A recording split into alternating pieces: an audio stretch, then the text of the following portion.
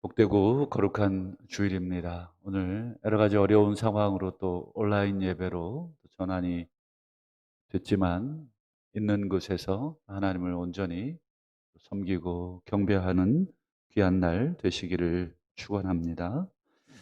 오늘은 함께 봉독하신 본문으로 정함이 없는 재물에 소망을 두지 말라라는 제목으로 잠시 기도하기 전에 은혜를 나누기를 원하는데, 오늘 이 49편 시도 고라 자손의 시다. 고라 자손 중 누군가가 이 시를 지은 것인데, 오늘 쭉 읽어보시면 이 49편이 약간 다른 시와는 좀 다르죠. 보통 이 시편은 하나님을 향한 뭐 기도나 또는 찬양이 대부분 그 형식인데, 이 49편을 읽어보면 시편이라기보다는 약간 성격상 또는 내용상 잠언 같고 전도서 같습니다. 우리 1절을 보시면 뭐 들으라, 귀를 기울이라, 이게 이제 잠언의 전형적인 표현법이거든요. 내 아들아, 뭐 내 말에 귀를 기울여라, 뭐 내게 지혜를 뭐 배워라, 뭐 이런 식의 표현들이 잠언에 많이 사용되는 표현인데, 1절이 그렇고 우리 3절도 한번 보시면 내 입은 지혜를 말하겠고 내 마음은 명철을 작은 소리로 읊조리리라. 지혜, 명철 이런 표현들이 잠언에 나오는 전형적인 표현들입니다. 어쨌든 이 49편은 약간 이 전도서 같고 잠언 같은 성격의 어떤 그 시편이라는 것을 조금 알고, 여기서 이제 시인이 어떤 지혜를 그리고 어떤 명철을 깨달았고 그리고 그것을 우리들에게 전하고 싶었는가, 그 내용을 우리 살펴보면 본격적인 내용이 이제 5절 이하입니다. 5절과 6절을 한꺼번에 보시면 이렇습니다. 죄악이 나를 따라다니며 나를 애워싸는 환난 날을 내가 어찌 두려워하랴. 자기 재물을 의지하고 부유함을 자랑하는 자는 점점점 이렇게 되어 있는데, 번역이 약간 죄악이 나를 따라다닌다, 이게 그러니까 내가 죄를 짓는다는 뜻인가? 내가 아무리 죄를 안 지으려고 도망 다녀도 죄가 막 나를 따라와서 죄를 짓게 만드는 것인가? 이렇게 오해를 좀 할 수 있는 표현이어서 우리 새 번역을 한번 보여주시면 이렇게 되어 있습니다. 나를 비방하는 자들이 나를 애워싸는 그 환난 날을, 이렇게 되어 있습니다. 나를 비방하는 자들이 나를 애워싸는 그 환난 날. 우리 개정개혁이랑 조금 번역이 좀 다르죠. 죄악인 나를 따라다닌다라는 말보다는 나를 비방하는 자들이 나를 애워싼다, 이렇게. 그런 환난의 날을, 재난의 날을 내가 어찌 두려워하겠냐. 나는 하나도 두렵지 않다. 그 다음에 자기 재물을 의지하는 자들, 돈이 많음을 자랑하는 자들, 내가 어찌 두려워하랴. 여기도 보면 재물을 의지하는 사람들, 그리고 재물이 많음을 자랑하는 사람들을 내가 하나도 두렵지 않다. 시인은 지금 아마도 이 5절과 6절의 표현을 한번 유추해서 한번 생각해 봤을 때, 재물이 많은 사람들, 즉 뭐 부자이겠죠. 그 재물이 많은 사람들에 의해서 비방을 당하고 또는 위협을 당하고 있는 상황인 것 같습니다. 지금이나 뭐 예전이나 아마도 뭐 돈이 있으면 할 수 있는 것이 많이 있겠죠. 뭐 여러 가지 필요한 것들을 쉽게 살 수 있고, 또 여러 가지 사람까지도 쉽게 부릴 수 있는 것이 그 당시나 지금이나 이 화폐가 주는 힘이 될 것입니다. 아마 시인도 이 재물을 의지하고 또 돈이 많음을 자랑하는 사람들에 의해서 곤란을 당한 그런 케이스가 있었던 것 같습니다. 그런 사람들을 시인은 내가 어찌 두려워하겠냐? 나는 두려워하지 않는다. 그러면서 시인이 그들을 두려워하지 않는 또 아주 근본적인 이유를 이야기하죠. 7절과 우리 8절을 한번 연속으로 보시면 7절, 아무도 자기의 형제를 구원하지 못하며, 아무도 자기의 형제를 여기서 구원하지 못한다는 것은 뭘로 구원하지 못한다는 뜻이겠습니까? 앞에 돈 얘기가 쭉 나왔죠. 돈이 많음을 자랑하는 사람들, 그 부요함을 막 의지하는 사람들, 돈이면 못할 게 없고 돈이면 다른 사람의 목숨이라도 뭐 이렇게 앗을 수 있는, 앗아갈 수 있는 어떤 힘을 가지고 있다고 자랑하고 뭐 떵떵거리며 사니까 뭐 얼마든지 교만한 마음에 이야기할 수 있는데, 그러나 돈으로는 생명을 구원할 수 없다. 그를 위한 속전을 하나님께 바치지도 못한다. 8절에 보면 그들의 생명을 속량하는 값이 너무 엄청나다. 영원히 그 속전이죠. 생명을 바꾸는 그 속전을 마련할 수가 없다. 이렇게 시인이 노래합니다. 시인이 깨달은 것은 이 땅에 사는 동안에 부자들이 그 재물을 의지하고 자기의 재물이 많음을 자랑하고 그로 인해서 많은 가난한 자들과 또 여러 가지 사람들을 억울하게 하고 또 그들을 박해하기도 하고 그들에게 불이익을 주기도 하는, 그러나 그들의 그런 만행들을 이렇게 시인이 쭉 지켜보며 고통스러워하지만 시인이 결국 깨닫는 것은 그들이 돈으로 할 수 없는 게 있다. 그것이 무엇이냐? 생명을 사는 것, 속전을 내는 것.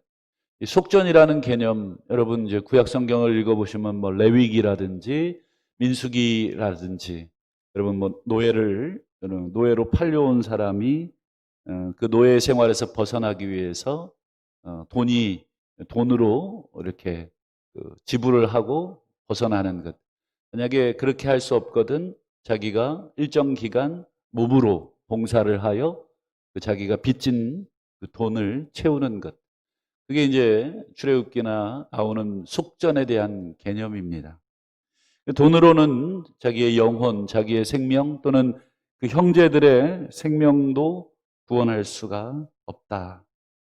그러면서 시인이 이렇게 재물 의지하고 다른 사람 무시하고 그 재물의 힘으로 모든 것을 할 수 있을 것처럼 착각하며 사는 자들을 이렇게 비웃죠. 9절 보시죠. 그가 영원히 살아서 죽음을 보지 않을 것인가? 그 부자는 영원히 죽지 않는다니? 이런 말이겠죠. 이 새 번역은 또 재밌게 번역을 해놨는데 죽음을 피하고 영원히 살 생각도 하지 말거라. 네가 영원히 살 것 같으냐? 너도 언젠가는 수월로 무덤으로 내려가게 될 것이다. 뭐 저주인가요? 아니면 그냥 일반적인 사람들이 살고 떠나게 되는 그 과정을 얘기하는 건가요? 약간의 조롱이 담겨 있다고 저는 생각을 합니다. 아무리 떵떵거리고 잘 살아봤자 불과 몇십 년이다. 영원토록 네가 의지하고 살 수가 없다. 그러면서 10절을 보시면 시인이 이렇게 얘기합니다. 그는 지혜 있는 자도 죽고 어리석고 무지한 자도 함께 망하며 그들의 재물은 남에게 남겨두고 떠나는 것을 보게 될 것이다. 다 죽고 그리고 그들의 재물, 그들이 의지하고 그들이 자랑하던 그 재물은 결국 그가 죽으면 남에게 두고 떠나게 되는 것을 보게 될 것이다. 뭐 이것은 뭐 꼭 시인만이 아니더라도 뭐 우리 모두도 깨닫는 것 아니겠습니까? 아무리 권세를 누리고 부귀영화를 누린다 할지라도 그 손에 가져가는 것이 마지막에 아무것도 없는 것이 인생이다. 마치 이 잠언에 헛되고 헛되며 헛되고 헛되다. 모든 것이 헛되다라고 하는 그 잠언의 경구와도 같은 그 진리를 시인이 이야기합니다. 그렇게 될 운명임에도 불구하고, 즉 그들은 죽으면 그들의 재산은 아무것도 남지 않고 다른 사람이 차지하게 될 그런 운명임에도 불구하고 그들의 부자들은 뭐라고 생각을 하냐면 11절을 보실까요? 그러나 그들의 속 생각에 그들의 집은 영원히 있고 그들의 거처는 대대에 이르리라 하여 그들의 토지를 자기 이름으로 부르는도다.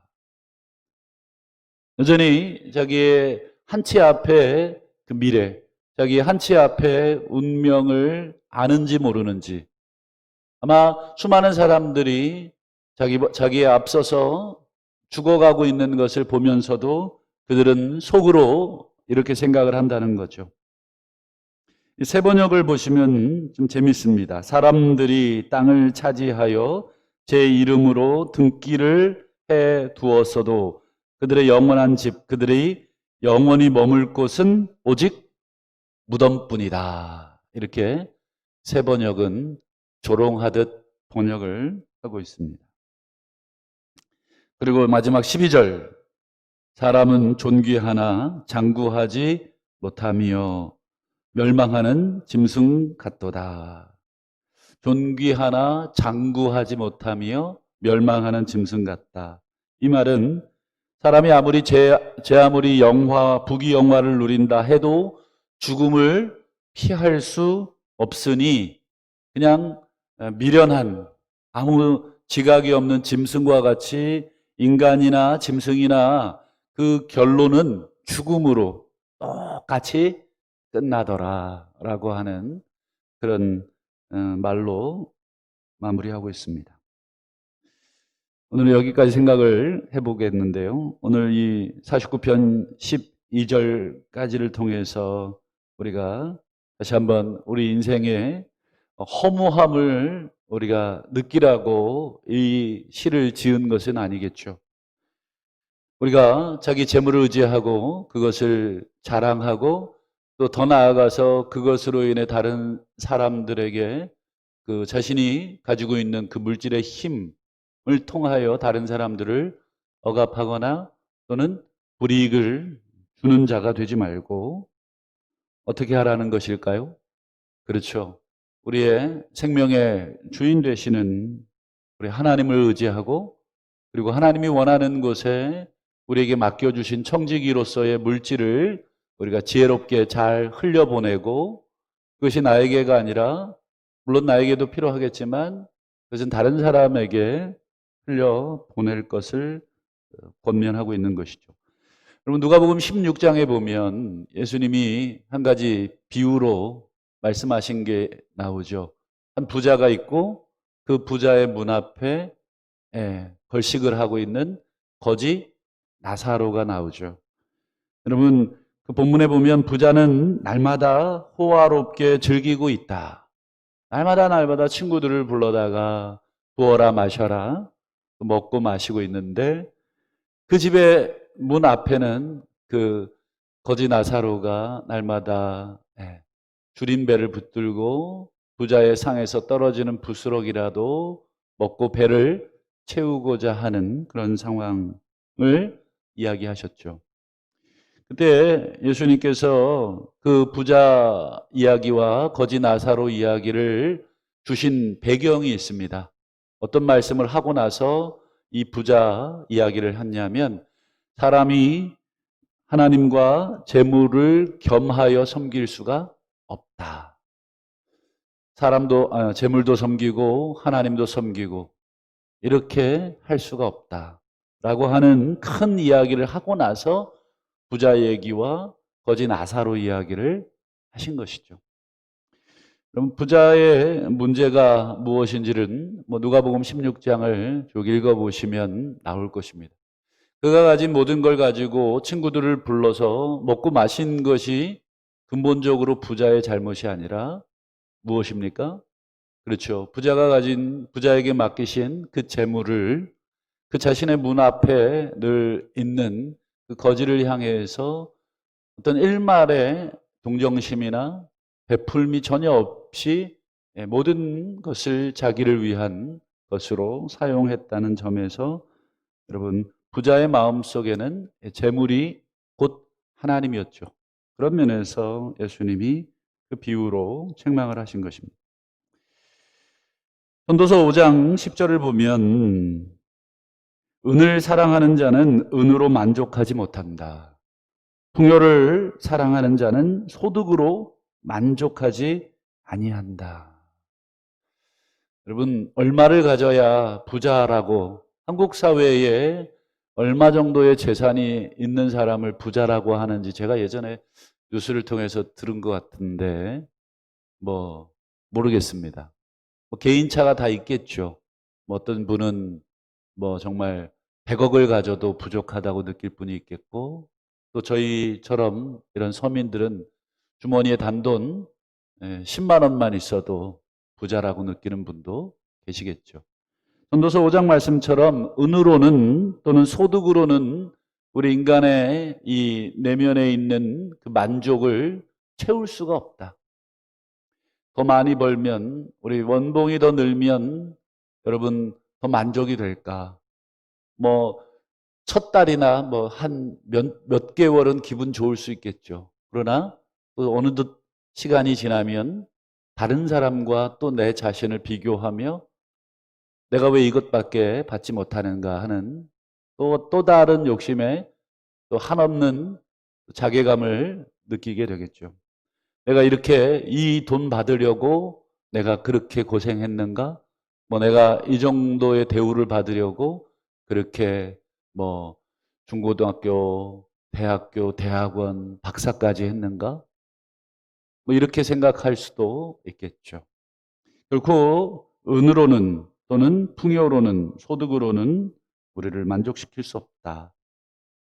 그래서 여러분 사도 바울도 이렇게 마지막으로 우리 디모데에게 권면을 합니다. 디모데전서 6장 17절 내가 이 세대에서 부한 자들에게 명령해라. 뭐라고 명령합니까? 마음을 높이지 마라. 즉 부하게 되면 어쩔 수 없는 여러분 교만이 찾아올 수밖에 없습니다. 내가 조금 더 연봉이 좋은 직장을 다니거나 조금 더 많이 번다 생각을 하면 나보다 못 버는 사람들을 나도 모르게 평가하게 되죠. 쟤는 뭐 했나? 쟤는 뭐 하느라고 이제 저런 직장을 다니고 저 정도의 돈벌이를 하나? 여러분, 우리 인간은 결코 그 교만에서 벗어날 수 없다는 것을 여러분 창세기 1장, 2장이 지난 3장에서부터 여러분 분명히 확인하고 계속해서 확인하고 있는 것이 인간의 교만입니다. 그래서 바울은 디모데에게, 목회자인 디모데에게 부자들에게 명령해라. 마음을 높이지 말고 정함이 없는 재물에 소망을 두지 말고 오직 우리에게 모든 것을 후히 주사 누리게 하시는 하나님께 소망을 두게 하라. 18절에도 보면 어떤 소망을 두게 합니까? 선을 행하고 선한 사업을 많이 하게 하고 나누어 주기를 좋아하며 너그러운 자가 되게 하라. 되게 하라라고 하는 것은 그렇게 목회를 하고 지도를 하라 하는 것이죠. 여러분 물질이 많아야 여러분 나누어 줄 거 아닙니까? 여러분 얼마나 돼야 여러분 나누어 줄 수 있을까? 여러분 이것은 내가 얼마 이상의 재산을 가져야 나누어 줄 수 있는 것은 아닙니다. 그 틀림없는 사실입니다. IMF 때도 그랬고 우리 외환 위기가 닥칠 때마다 여러분 통계가 나와 있습니다. 부자들 내놓지 않았다 하는 것을 여러분 우리 신문의 통계로 알 수 있습니다. 전부 우리 같은 서민들이 아이들 돌반지 팔고 그래서 나라의 어려움을 해결했죠. 여러분 교회는 한 사람이 한 사람의 부자가 많은 헌금을 내서 유지하는 교회는 위험합니다. 오히려 가난하고 힘든 사람들이 조금씩 조금씩 마음을 모으는 교회가 훨씬 건강한 교회가 되는 것입니다. 그것이 바로 선을 행하는 것이고, 그것이 바로 선한 사업에 힘쓰는 것이고, 또 너그러운 자가 되는 것이다. 또 그렇게 되게 하라. 목회자인 디모데에게 그렇게 권면했다면, 저도 목회자로서 우리 사랑하는 동부교회 우리 성도님들께 여러분 선한 사업에 부요한 자가 되시기를 축원합니다. 그것이 장래에 19절에 보면 자기를 위하여 좋은 터를 쌓아 참된 생명을 취하는 것이다. 이것이 생명을 취하는 속전이다. 돈으로는 생명을 살 수가 없는데, 왜냐하면 그 값이 너무나 크다. 근데 진짜 생명을 살 수 있는 것은 그 돈을 모으는 것이 아니라 그 돈을 나누는 것이다. 이것이 오늘 우리에게 주시는 하나님의 말씀인 줄로 믿습니다. 복된 주일, 또 코로나로 인해서 온 공동체로 예배를 드리지는 못하고 있지만, 우리가 소망을 우리 다시 한번 하나님께 두고 오늘 주신 말씀처럼 하나님이 원하시는 선한 삶을 오늘도 살아내시는 저와 여러분들이 되시기를 주의 이름으로 축원합니다.